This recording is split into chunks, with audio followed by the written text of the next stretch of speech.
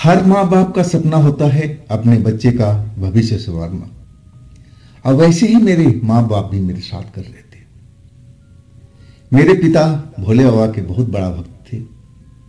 अब वो सुबह जब तक भगवान भोले बाबा का पूजा ना कर ले तो अन्न तो दूर पानी तक ग्रहण नहीं करते थे। और मैं भी पैदा हुआ तो उन्होंने अपने इष्ट देव का नाम पर मेरा नाम रखा, शिव शंकर।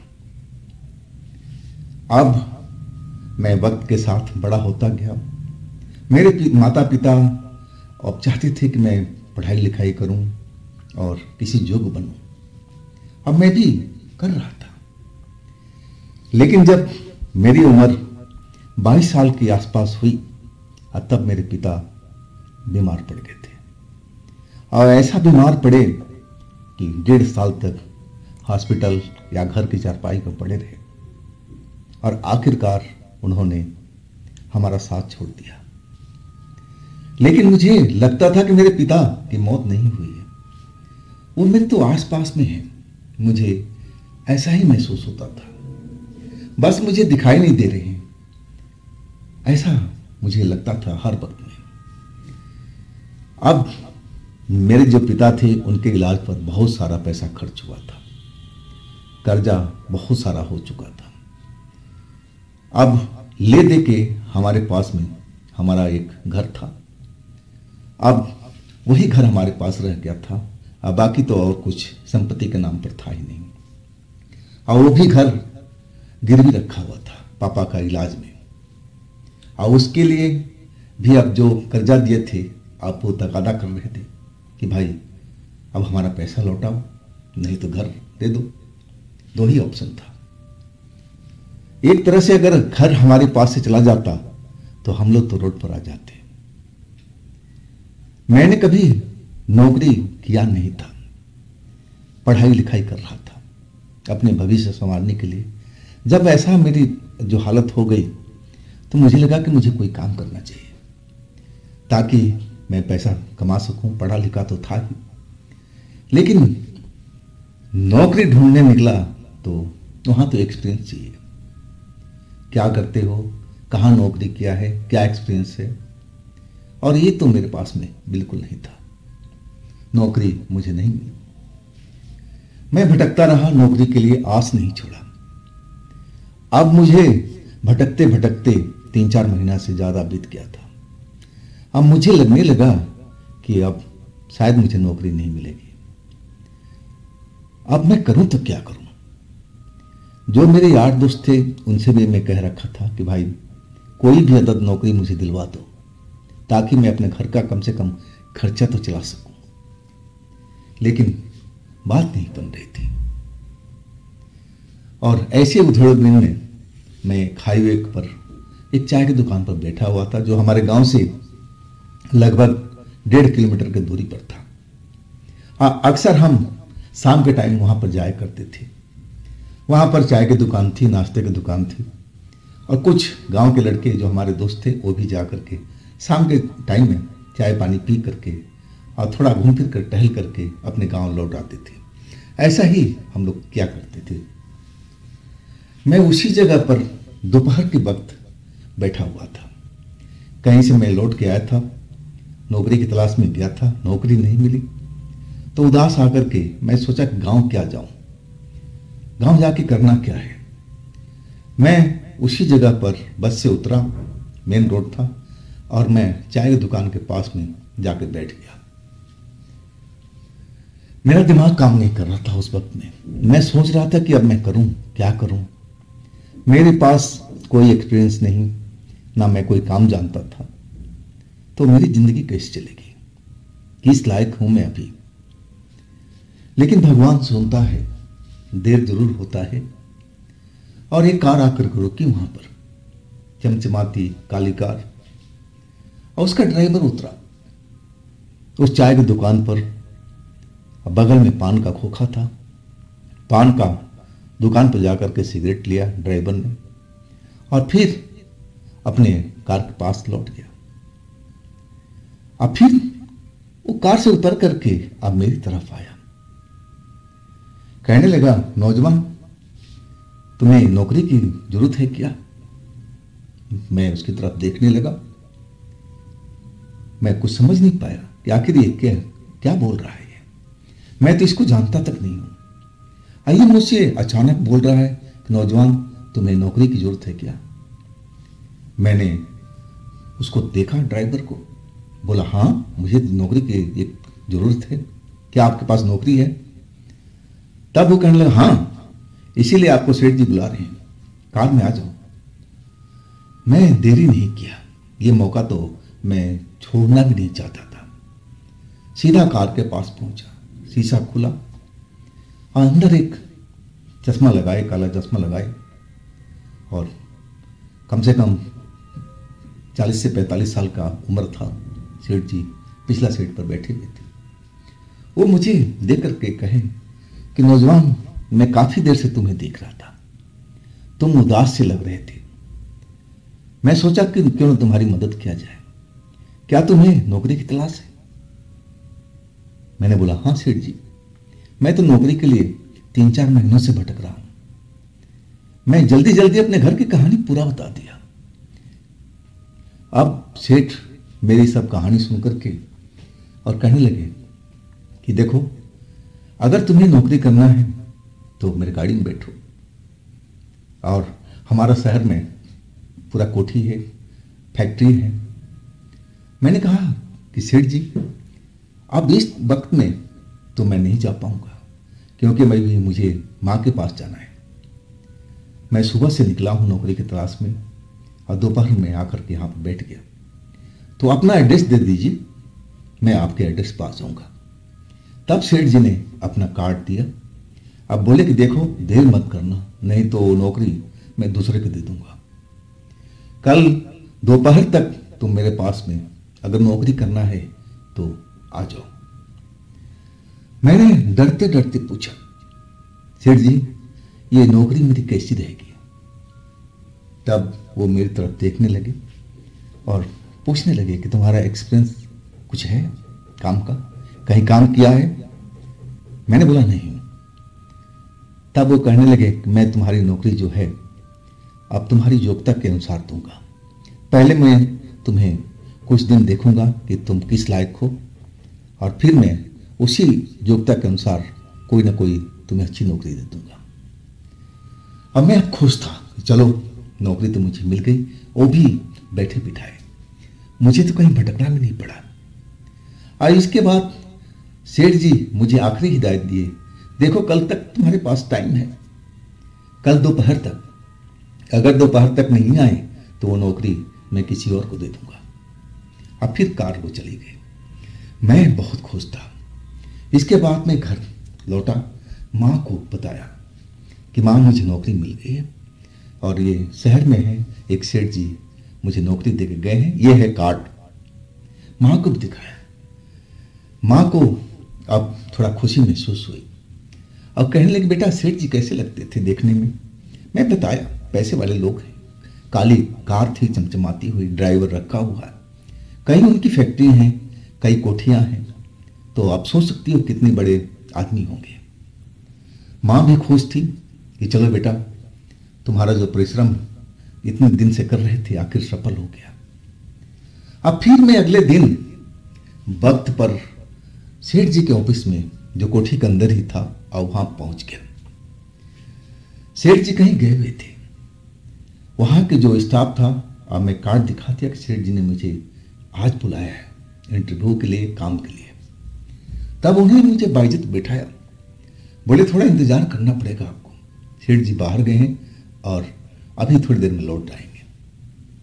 आखिरकार इंतजार खत्म हुआ, सेठ जी की कार मुझे दिखाई दे दिया, वही काली कार चमचमाती हुई, और सीधे दंदनाते हुए सेठ जी ऑफिस में घुसे, और मुझे देख करके ही पहचान गए थे, और कहने लगे, आ जाओ बाहर नहीं, अंदर ही आ जाओ, अंदर ही बात करते हैं। अब उस ऑफिस में सेठ जी और मैं दो ही व्यक्ति थे। मैं खड़ा रहा। तब वो कहने लगा, अरे आराम कर लो, थोड़ा बैठ जाओ। बैठ गया मैं। अब आंखें उनकी तरफ मेरी लगी हुई थी कि अब सेठ जी का ऑर्डर क्या है। तब वो कुछ देर तो चुप रहे, अब फिर कहने लगे कि देखो नौजवान, तुम्हें मैं नौकरी दे रहा हूं, एक नौकरी है मेरे पास में। अब तुम देखो सेहतमंद हो, पढ़े लिखे लग रहे हो मुझे। अब मुझे पता है कि तुम नौकरी कर लोगे, तुम्हारी जरूरत भी है। मैंने बोला हाँ सेठ जी, आप मुझे कोई भी नौकरी दे दीजिए, मैं वो नौकरी कर लूंगा। तब वो सेठ जी कहने लगे देखो, जो मैं नौकरी दे रहा हूं ना, उसमें थोड़ा सा आपको डर लगेगा, ऐसा महसूस होगा कि खतरा है। क्या आप कर लोगे नौकरी? मैं चौंका, सेठ जी की तरफ देखा। मैंने सीधा सा जवाब दिया कि देखिए सेठ जी, हम गांव के लोग रहने वाले हैं और हम डरना नहीं जानते। आप मुझे कोई भी नौकरी दे दो, नौकरी मैं वो करने के लिए मैं तैयार हूं। मुझे पैसे से मतलब है। आप तो जान ही चुके हो कि मेरे घर का माली हालत कैसा है, कितना मैं कर्जे में डूबा हुआ हूं। तब सेठ जी मेरी तरफ मुस्कुराते हुए कहने लगे कि मैं तुमसे यही उम्मीद करता था, और देखो इस नौकरी से तुम्हारे सारे कर्जे अब मैं चुकवा दूंगा, इतना पैसा दूंगा कि तुम सबका पैसा लौटा दोगे। अब चौंकने की बारी मेरी थी कि ये कौन सी नौकरी है जो मुझे दे रहे हैं और कह रहे हैं कि सारा कर्जा मेरा चुकवा देंगे, तो इतना पैसा मेरी नौकरी में कैसे मिल जाएगा। मैं अब सेठ जी की तरफ देख रहे थे। तब सेठ जी ने बोला देखो, मुझे एक ऐसे नौजवान की जरूरत थी जो निडर हो, पढ़ा लिखा हो और मेरी बात को समझे। ऐसे नौजवान तो मुझे बहुत सारे मिले, मैंने सबका इंटरव्यू लिया, लेकिन उस लायक नहीं मेरे को समझ में नहीं आया। और तब मेरी आखिरी अब पसंद तुम हो। देखो मैं आपसे छिपाना नहीं चाहता, मेरी एक फैक्ट्री है और उस फैक्ट्री के थोड़ी ही दूरी पर मेरा एक खाली प्लॉट है। अब वहां पर एक छोटा सा काम करना होता है, वो भी रात के टाइम में। मैं तुम्हें बस छोटा सा काम ही दूंगा, कोई विशेष बड़ा काम नहीं है। सेठ जी बताते रहे, मैं सब कुछ सुनता रहा। जब उन्होंने अपनी बात खत्म किया तो वाकई में मुझे थोड़ा डर जरूर लगा था कि ये तो अलग सा काम है, ये काम तो मैंने आज तक कभी किया नहीं। लेकिन मैं जब इतना पैसा देख रहा था कि सेठ जी देने के तैयार हैं, तो मैं ये अवसर खोना भी नहीं चाहता था। मैंने हाँ कर दिया, सेठ जी इस काम के लिए मैं तैयार हूं। सेठ जी खुश हो गए, कहने लगे नौजवान, अब तुम एक दिन जाओ अपने घर पर, अब कुछ पैसे भी ले जाओ, अपने मम्मी को दो, मम्मी भी तुम्हारी खुश हो जाएगी, और तुम अगले दिन से हमारे पास में आ जाओ। अब मैं खुश था, पैसे लेकर के सीधा अपने गांव मम्मी को बताया सारा। अब मम्मी भी खुश हो गई थी, और लेकिन पूछने लगी कि बेटा ये कौन सा काम तू करने जा रहा है, काम तो बता। लेकिन मैं बाकी काम तो बता दिया, लेकिन एक काम जो मेन था वो मैंने अपनी मां को नहीं बताया, वो मैं छिपा गया था। आखिरकार अब मैं समझ गया था कि ये काम बहुत रिस्की है जो मैं करने जा रहा हूं, इसमें मेरी जान भी जा सकती है, मुझे सावधान भी रहना पड़ेगा। लेकिन मैं गांव का रहने वाला था, निडर लड़का था, और मैं ऐसे काम तो जरूर कर लूंगा। मुझे अपने आप पर बहुत भरोसा था, और साथ में मेरे पिताजी का आशीर्वाद भी था। मुझे महसूस होता था कभी कभी कि जहां मैं जाता हूं ना, जहां मुझे लगता है कि मेरे ऊपर कोई संकट आ रहा है, तो मुझे महसूस होता था कि मेरे जो पिता थे जो गुजर गए, वो मेरे आसपास में कहीं पर है। मन में एक अलग सी उमंग हो जाती थी। मुझे लगता था कि मेरे गार्जियन मेरे पीछे आगे पीछे कहीं न कहीं मेरी मदद के लिए खड़े हैं। तो अब मैं अगले दिन उस काम पर पहुंच गया जो सेठ जी ने पूरा मुझे समझाया था। अब शहर से दूर वो फैक्ट्री थी जहां मुझे नौकरी करना था। नौकरी क्या था? चौकीदारी का, रात की चौकीदारी, 8 बजे शाम से लेकर के और सुबह के 8 बजे तक। अब उस फैक्ट्री में जहां मेरी नौकरी लगी हुई थी, वो फैक्ट्री एक तरह से बंद थी और सालों से बंद थी। उसमें कोई भी काम नहीं होता था, बस कबाड़ भरा हुआ था पूरी फैक्ट्री में। और उसके आगे में एक साहब का एक और खाली प्लॉट था, बाउंड्री किया हुआ था। अब बीच में एक दो कमरे बने हुए थे। अब मुझे मेन काम उस कमरे के अंदर में करना था। वैसे तो मैं अपने ड्यूटी पर आ चुका था रात के 8 बजे और सुबह 8 बजे तक मुझे उस फैक्ट्री में रहना था। लेकिन जैसे ही रात का 12 बजे मुझे उस खाली प्लॉट के अंदर में जो मकान थे, 2 बने हुए कमरा, अब उसमें मुझे जाना था। रात के 12 बजे से पहले मैं तैयार था। जो सामान मुझे दिया गया था और वो मुझे अब उस घर में पहुंचाना था। मैं डरा नहीं, अगर मैं हिम्मत छोड़ देता तो मेरे से काम हो नहीं पाता।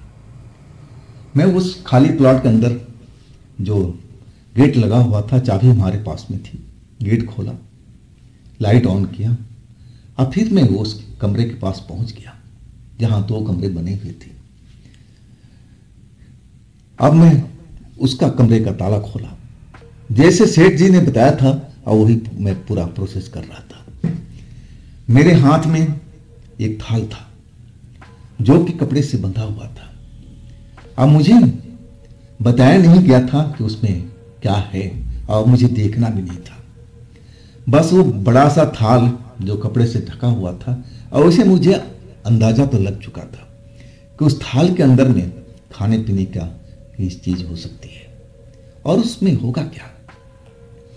उस थाल को मुझे अंदर वाले कमरे में रख करके और वहां 2 मिनट रुकना था और इसके बाद मुझे 2 शब्द बोलने थे। आप खाना खा लीजिए और फिर सो जाइए। बस 2 शब्द मुझे बोलना था और फिर उस कमरे का दरवाजा बंद कर देना था और फिर मुझे बाहर आ जाना था और फिर फैक्ट्री में आकर के अपनी ड्यूटी करना था। बस यही काम करना था और ये काम मैं बहुत आसानी से कर लिया था। मैं पहला गेट खोला, इसके बाद अंदर वाले कमरे में गया। वहां भी अब ताला लगा हुआ था, चाबी मेरे पास में थी। चाबी खोला और दरवाजा खोल करके वो थाल अंदर मैंने सरका दिया, क्योंकि सेठ जी बोले थे कि उस कमरे में बिल्कुल नहीं जाना है, दरवाजे से थाल अंदर कर देना है और फिर 2 मिनट रुक जाना है। अब फिर इसके बाद में बोलना वही बात कि आप खाना खा लीजिए और फिर सो जाइए। इसके बाद दरवाजा बंद करना है, ताला लगा देना है और फिर अपनी ड्यूटी पर, जो पुरानी फैक्ट्री थी, जो जहां मेरी ड्यूटी लगी थी, वहां पर चले जाना था। बस इतना ही सही काम था और वो मैंने काम बड़ी ईमानदारी से अब बिना डरे हुए कर लिया था। पहले रोज मैं अपने पुरानी जगह पर आ चुका था जहां मेरी ड्यूटी लगी हुई थी, लेकिन मन में एक ख्याल आता था। मैं रात भर यही बात को सोचता रहा कि आखिर उस कमरे के अंदर में जो मैं खोला था, जिसके अंदर मैंने थाल जो खाना भरा हुआ था, या ना जाने क्या था उसमें, मुझे तो एक अंदाजा था कि उसमें खाना ही होगा। तो आखिर उस घर में कौन रहता होगा और किसके लिए वो खाना था और कौन उसमें था कि आप खाना खा लीजिए और फिर सो जाइए ताले के अंदर में, जबकि जगह बहुत ही वीरान लग रही थी। मैं रात भर इसी बारे में सोचता रहा, मुझे समझ में नहीं आया। लेकिन जब इतना पैसा मिल रहा हो काम के बदले, तो अब मुझे काम तो करना ही था। अब अगली रात को वही काम, ऐसे ही मुझे काम करने को मिल रहा था। शाम के टाइम 9-10 बजे के आसपास गाड़ी आती थी सेठ जी का, अब पूरा भरा हुआ थाल आता था, कपड़े में बांधा हुआ, और मुझे दे दिया जाता था कि संभाल कर रखो और 12 बजे जा करके और उस कमरे के अंदर में ये सरका देना। और फिर 2 ही बात जो बोलना था, अब फिर हमारी ड्यूटी इस फैक्ट्री में आ जाती थी। अब ऐसे करते करते लगभग 15 दिन बीत चुका था। थाल मैं डालता था। जब अगले दिन जाता था तो खाली थाल बाहर में धकेला हुआ, मतलब फेंका हुआ मिलता था। उस थाल का मुझे वापस पिलाना होता था।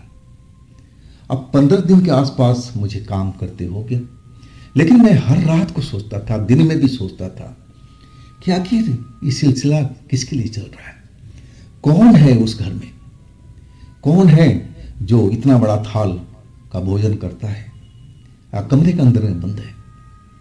लेकिन इसके बारे में सेठ जी ने साफ मना कर दिया था कि इसके बारे में किसी से पूछताछ भी मत करना, नहीं तो तुम्हारे लिए खतरा पैदा हो सकता है। ऐसी वजह से, डर से मैं किसी से पूछताछ नहीं कर रहा था। अंदर ही अंदर मैं घूट रहा था, लेकिन मुझे उम्मीद थी कि एक दिन इस राज को मैं जान पाऊंगा कि आखिर उस कमरे के अंदर में कौन है, जिसके बदले में मुझे सेठ इतना पैसा दे रहा है। तो राज क्या है, एक दिन मैं तो जान के ही रहूंगा। आखिरकार वो समय आ चुका था। मैं थोड़ा पहले ही, रात को 12 बजे से पहले ही उस जगह पर थाल लेके पहुंच गया था। दरवाजा खोला, पहला गेट, लाइट जलाया, फिर दूसरे गेट पर पहुंचा, अंदर वाले कमरे में। इस बार मैं जानना चाहता था कि आखिर उसके अंदर में कौन है, किसके लिए मैं सारा ही काम करता हूं। इतना बड़ा थाल जो खाने से भरा होता था, उसमें ना जाने क्या क्या है, मैंने तो आज तक खोल के देखा तक नहीं, क्योंकि सेठ जी ने बिल्कुल मना किया हुआ था कि अगर तुम खोल कर देख लोगे तो जिसके लिए खाना है वो खाएगा नहीं, अब फिर तुम्हारे ऊपर में खतरा भी मंडरा सकता है। अब इस डर से मैंने कभी थाल को खोल कर देखा तक नहीं कि उसमें है क्या भोजन। लेकिन आज मैं जानना चाहता था कि आखिर इस जो काम कर रहा हूं, ये कमरे के अंदर में कौन रहता है, किसके लिए मैं इतना मेहनत करता हूं। और सेठ इसके बदले में मुझे सारा पैसा जो दे रहा था, वो आखिर चीज क्या है। 12 अभी बजा नहीं था, अभी मेरे पास में पूरा टाइम था। मैं दूसरे कमरे में पहुंच गया था, लेकिन मैं जब ताला खोल रहा था ना, तो मेरे हाथ कांप रहे थे। मुझे थोड़ा डर लग रहा था, मुझे लग रहा था कि मुझे नहीं खोलना चाहिए। एक बार तो मैं पीछे हट गया, तब मुझे लगा कि मेरे आसपास में कोई ना कोई है। और तब मुझे ध्यान आया कि अरे, मुझे तो ऐसा महसूस होता है हमेशा कि मेरे जो मरे हुए पिता हैं वो मेरे आसपास ही अब रहते हैं। तो जब वो मेरे साथ में हैं तो मुझे डरने की क्या आवश्यकता। चलो खोल कर देख ही लेते हैं, जो होगा देखा जाएगा। राज को तो मैं जान ही पाऊंगा कि आखिर उस कमरे के अंदर में कौन रहता है। दरवाजा खोल दिया, ताला खोल दिया, अंदर अंधेरा था। अब मैंने स्विच को टटोल करके और ऑन कर दिया। बड़ा सा कमरा था, अंदर कुर्सी लगी हुई थी, सामने मेज लगा हुआ था, और बाकी जो एरिया था बिल्कुल खाली पड़ा हुआ था। वहां पर हड्डियों का टुकड़ा इधर उधर फेंका हुआ था। अब मुझे एहसास हो गया कि जिस खाना को लेके आता हूं वो मांसाहारी खाना है, क्योंकि जितना हड्डी वहां फेंका हुआ था अब मैं देख करके अंदाजा लगा दिया था। लेकिन कमरे में तो कोई था ही नहीं, पूरा कमरा खाली था। तो आखिर इतना बड़ा थाल का खाना कौन खाता है। अब मैं हैरान था। ताला तो मैंने खोला, अंदर में कोई था ही नहीं। अब मैं मुड़ मुड़ करके हर तरफ देखने लगा, लेकिन मुझे कोई भी नजर नहीं आया। अब मुझे लगने लगा कि मैंने कहीं गलती तो नहीं कर दी। मुझे ये ताला वक्त से पहले खोलना ही नहीं चाहिए था। मुझे गलती का एहसास होने लगा, और तब तक कमरे के अंदर में एक ठंडी हवा का झोंका मेरे आसपास गुजरने लगे। इतना ठंड जो झोंका था हवा का, अब मुझे जब मेरे शरीर से टकराया ना, तो लगा एक जैसे ठंड का महीना आ चुका हो, जबकि वो गर्मी का मौसम था। और उस वहाँ पर तो पंखा तक नहीं था। तो इतना बड़ा जो हवा का झोंका आया था, और मुझे एकदम लगा कि ठंड आ गई है, ऐसा महसूस हुआ था। अब मैं थोड़ा और डर गया, मैं पीछे हटने लगा। जैसे ही मैं पीछे हटने लगा दरवाजा खुला हुआ था और जैसे लगा कि कमरे के अंदर में कुछ भूचाल से आ गया। वो कुर्सी जो थी, जो मेज रखा हुआ था, वो जैसे हिलने लगा हो, कांपने लगा हो, थर थर थर थर, ऐसा मुझे महसूस हो रहा था। आवाज भी हो रही थी। अब मुझे लगा कि अरे ये तो आकर के मैं फंस गया हूं, मुझे तो यहां आना नहीं चाहिए था। अगर सेठ जी को जानकारी हो गई कि कमरे के अंदर में आया हूं तो मुझे नौकरी से हटा देंगे और मुझे पैसे भी नहीं देंगे। अब मैं गेट की तरफ भागा, लेकिन जैसे ही गेट के पास पहुंचा, गेट धड़ाम से बंद हो गया। अब तो मेरे हाथ पांव फूल चुके थे, मैं एकदम बेहद डर चुका था। अब कमरे के अंदर में वैसे ही अभी भी आवाज आ रही थी। वो टेबल थरथरा रहा था, कुर्सी थरथरा रही थी, जैसे लग रहा था कि कमरे के अंदर में भूकंप आया हुआ। और हवा का झोंका ठंडी ठंडी इधर से उधर घूम रहा हो। अब मुझे पक्का एहसास हो गया कि इस कमरे के अंदर में इंसान तो कोई रहता नहीं होगा, जरूर यहां कोई आत्मा का निवास है, और जिसके लिए मैं यहां पर भोजन लाता हूं, और वो आत्मा ही ये सब सारा भोजन करता है, जो कि मांसाहारी भोजन होता है। मुझे अब पूरा अंदाजा हो चुका था, लेकिन अब दरवाजा बंद हो चुका था। अब मैं निकलूं तो कैसे निकलूं, मैं तो एक तरह से फंस चुका था। आखिरकार मैं दरवाजे पर खड़ा खोलने का पूरा कोशिश कर रहा हूं, और तभी लगा कि जैसे पीछे से कोई मुझे पकड़ लिया है और खींचता हुआ उसी कुर्सी के पास लेके जा रहा है, जो थर थर थर थर कांप रही है, भूकंप जैसा महसूस हो रहा है। अब तो मेरी हालत खराब हो चुकी थी, मैं चीखने लगा। मेरा हालत इतना खराब हो चुका था कि मैं आपको क्या बताऊं। अब मैं देखना चाह रहा था कि मुझे पकड़ा कौन है, लेकिन मुझे कोई नजर भी तो नहीं आ रहा था, सबसे बड़ी बात। और ऐसा लगा हो कि जैसे मुझे दो हाथों ने जकड़ लिया है, मुझे पीछे खींच करके उसी कुर्सी के पास ले आया, जो अभी भी कांप रही थी। अब मेरी चीखें निकल रही थी, मैं चिल्लाए जा रहा था ताकि मुझे कोई बाहर सुने तो मेरी मदद के लिए आए, लेकिन ऐसा हो नहीं पा रहा था। और तब अब मेरे सामने में कोई रास्ता नहीं बचा था। मैं बुरी तरह से उस कमरे के अंदर में फंस गया था, और सेठ जी ने जो बात बोला था वो सब कुछ सच हो रहा था। उसने बोले थे कि देखो, आप कमरे के अंदर कभी घुसने का कोशिश भी मत करना।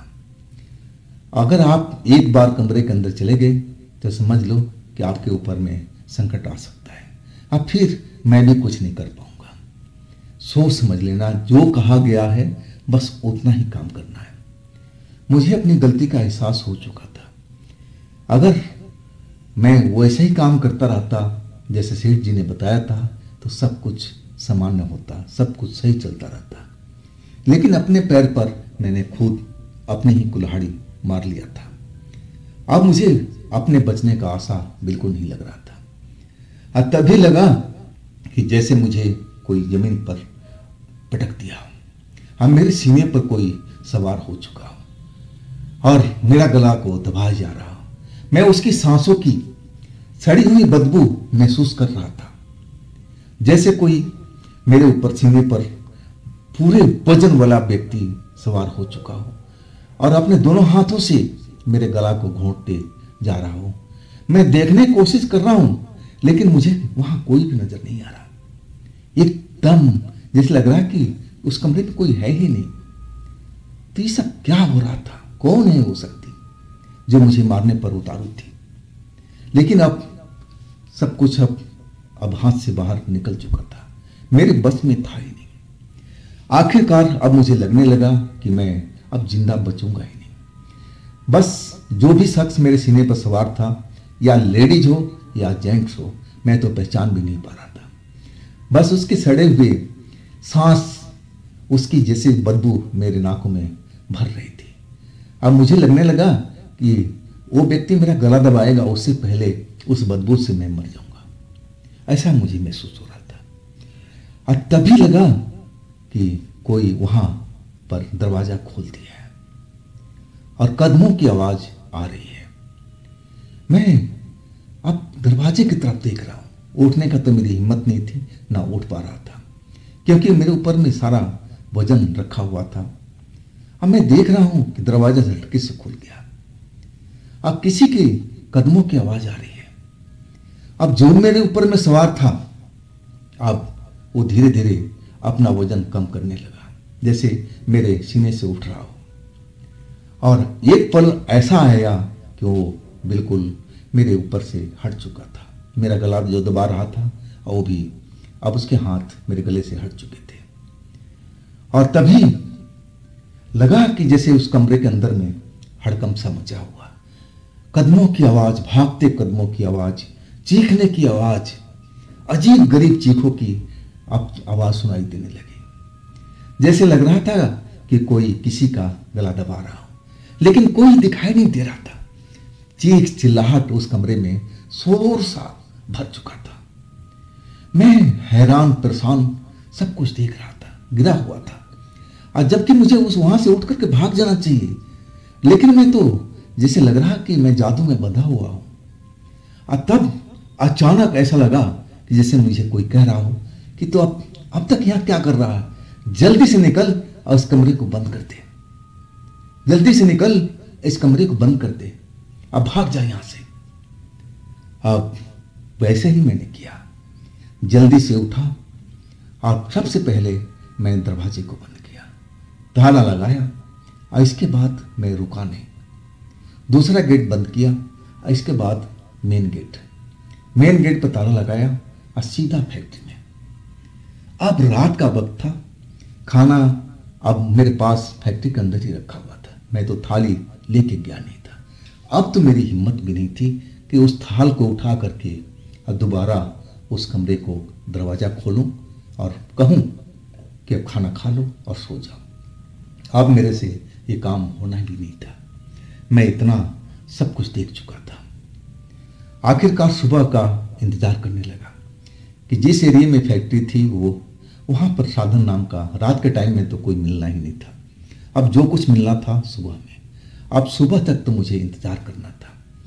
लेकिन इसी बीच मैं उस थाल का रहस्य भी जानना चाहता था कि आखिर इस थाल के अंदर में है क्या चीज़, कौन सा खाना भरा हुआ है। मैंने वो थाल को कपड़ा खोला, तब देख करके मेरी आंखें अब बड़ी सी हो गई थी। उसमें मांस था, और भी कच्चा मांस, बड़े बड़े टुकड़ों में कटा हुआ। अब मैं जल्दी से उस थाल को बांध दिया, जहां रखा था वहीं रख दिया। सुबह का इंतजार खत्म हुआ, और जैसे ही सुबह हुआ फैक्ट्री में बाहर से ताला बंद किया और चाबी लिया। अब सीधा साधन जो मिला, पहले जो मिल चुका, और उसी से मैं अब सेठ के पास। सेठ जी अभी सोए हुए थे, मैं इंतजार करने लगा। आखिरकार उनको पता चला कि मैं इंतजार कर रहा हूं, और तब वो अपने ऊपर वाली मंजिल से उतर कर गया। अब मुझे हैरानी से देख रहे थे और कहने लगे कि शिवशंकर, तुम यहां पर, क्या बात है, तुम डरे हुए दिखाई दे रहे हो, बात क्या है। तब मैंने सारा किस्सा बताया कि सेठ जी रात में मेरे साथ ऐसे ऐसे हुआ। अब सारी बात सुनने के बाद सेठ जी एकदम गुस्से में हो गए थे और कहने लगे, शिवशंकर तूने ये क्या किया, जब तुम्हें मना किया था कि वहां पर कभी भी जानने की कोशिश भी मत करना कि उस कमरे के अंदर में कौन रहता है, और तुमने एक गलती क्यों की। अब सारा खेल तुमने खराब कर दिया है, अब तो मुझे बहुत मुश्किल हो जाएगा। अब एक काम करो शिवशंकर, आप जितना जल्द हो सकते हो अब इस एरिया से निकल जाओ, अपने घर पहुंच जाओ, और देखो जब तक मैं ना कहूं तब तक तुम दोबारा मेरे पास में मत आना, नहीं तो तुम खतरे में आ जाओगे। और इसके बाद उन्होंने पैसा भी दिया बहुत सारा। अब बोले तुम अपने गांव चले जाओ। गांव में आकर के अब 6 महीना तक मैंने इंतजार किया था कि कब सेठ जी मुझे बुलाएंगे, दूसरे काम पर लगाएंगे, लेकिन सेठ जी का बुलावा नहीं आया। और इसके बाद माँ पूछती रही कि बेटा कब तक तेरी छुट्टी रहेगी, कब तक बैठा रहेगा, वो सेठ जी का बंदा कब तेरे पास में आएगा। और तब मैंने सारा किस्सा अपनी माँ को बताया कि माँ, जो मेरी ये पहली नौकरी थी और इसमें ये सब हुआ था। अब मेरी बात सुनते ही माँ कहने लगी, खबरदार, आज के बाद ऐसी नौकरी कभी नहीं करनी है, चाहे हमें भूखे क्यों न मरना हो। और इसके बाद दोस्तों मैं उस नौकरी पर तो गया ही नहीं, ना सेठ का कोई बुलावा मेरे पास में आया था। तो दोस्तों ये थी आज की कहानी। ये कहानी आपको कैसी लगी आप मुझे कमेंट में जरूर बताइएगा। दोस्तों ये भी चैनल आप ही का है, तो इसको भी अपना प्यार दीजिए, लाइक कीजिए, सब्सक्राइब कीजिए, शेयर कीजिए। अगर आपके पास भी ऐसी कोई कहानी है, कोई घटना है जो आप मुझे बताना चाहते हैं, तो आप मुझे इंस्टाग्राम पर या मेरे व्हाट्सएप नंबर पर अपनी कहानी को, अपनी घटना को आप मुझे शेयर कर सकते हैं। तो दोस्तों फिर हम कल मिलते हैं सेम टाइम में इसी चैनल पर। आप लोग अपना ख्याल रखिएगा। नमस्कार।